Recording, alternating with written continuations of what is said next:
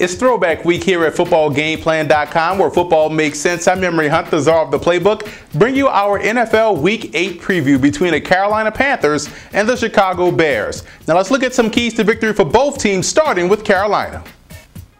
I think the Panthers' defensive line has to play a huge role in this matchup. Why? The Bears' offensive line, we know about their struggles throughout the course of the season, and they have gotten better over the course of the season. But I think the Panthers' defensive line has done a great job in playing gap discipline defense. If they can continue to do that versus the Bears that run a lot of traps, a lot of whams, they could have some success in putting the Bears in third and long situations. So guys like Dwayne Edwards, Ron Edwards, those guys have to have a huge day versus Chicago's offensive line. But let's go inside the lab and see how this Panthers offense can run traditionally and not using the read option. Here's how the Panthers can run traditionally versus the Chicago Bears and not with the read option type of running game. And I think this way is much more effective for the Panthers personnel as opposed to the read option, because it already has natural built-in bootleg opportunities and rollout opportunities within it. So let's see right here. Here's how we have it blocked up. This is the key block right here. Play side guard, we're attacking this hole. Play side guard is gonna go around the 3 technique and go up to the backer, knock him out as the play side tackle steps down to block this technique here.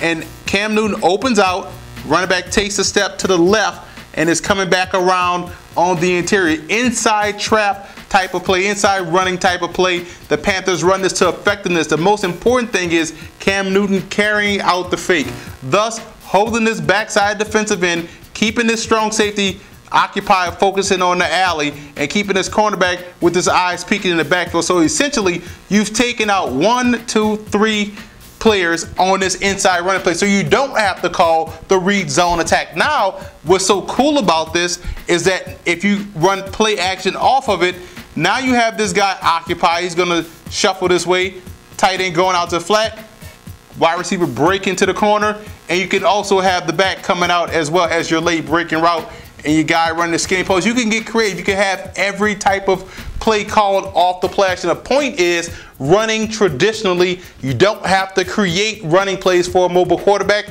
Him being mobile already does that, and that's where the advantage is. That's why the Panthers were able to run the football like they did last year. That's why they were able to be effective and score points last year. This year, they're going to more of an option attack. If they could just dump that in certain situations, maybe in the goal line, but from 20 to 20, you can run traditionally and still be able to create options for your mobile quarterback.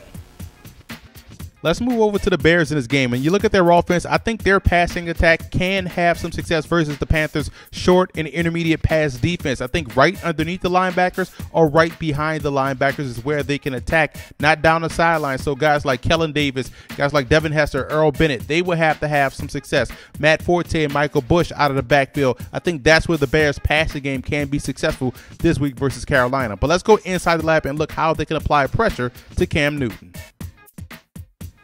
The Chicago Bears can get some pressure on Cam Newton if they blitz from the field side, because we know on the backside with Charles Tillman, he's going to have his hands full with Steve Smith and occupying him at the line of scrimmage. But if you have to get pressure on Cam Newton, you want to do it from the field side, and here's why. The Bears have some outstanding personnel. You see we have the tight end and we have the wide receiver here field side. We have your backer, which will be Briggs, and also your strong safety, which would be Major Wright. So here's how they can get effective pressure field side on Cam Newton.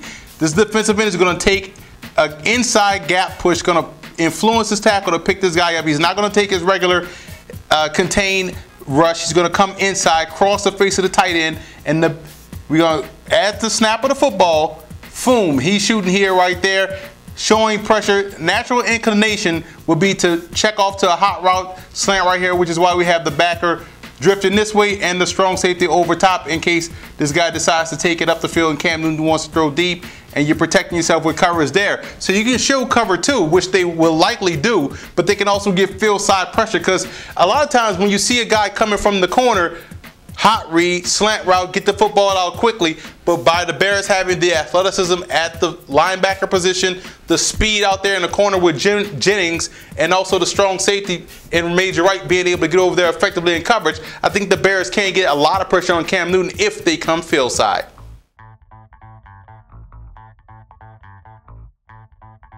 I think the Bears will move Julius Peppers around the formation to try to find the optimal matchup, so that Panthers offensive line has to be the X factor in picking up those stunts. Now look at Earl Bennett. Being a number 2 wide receiver in the absence of Alshon Jeffrey, Bennett has to make sure he raises his level of play up this week in order to take some of that pressure off for Brandon Marshall. Now let's look at the personnel breakdown in this ball game, and I think they have the same type of strengths offensively. Good quarterbacks, good running backs in this ball game. The Bears get the edge in the receiver position, but I think the Panthers not being able to give up a lot of points on defense will keep them in this ball game. I'm going with Chicago in this ball game. I know last season they played each other very close and it came down to the wire, but I think this is a different Bears offense, a different Bears protection scheme, and I think they will do a great job of keeping that Panthers defensive line out of Jay Cutler's face. I also want to give a huge shout out to Bears fan forums and Panther fan forums for always showing football game plan support.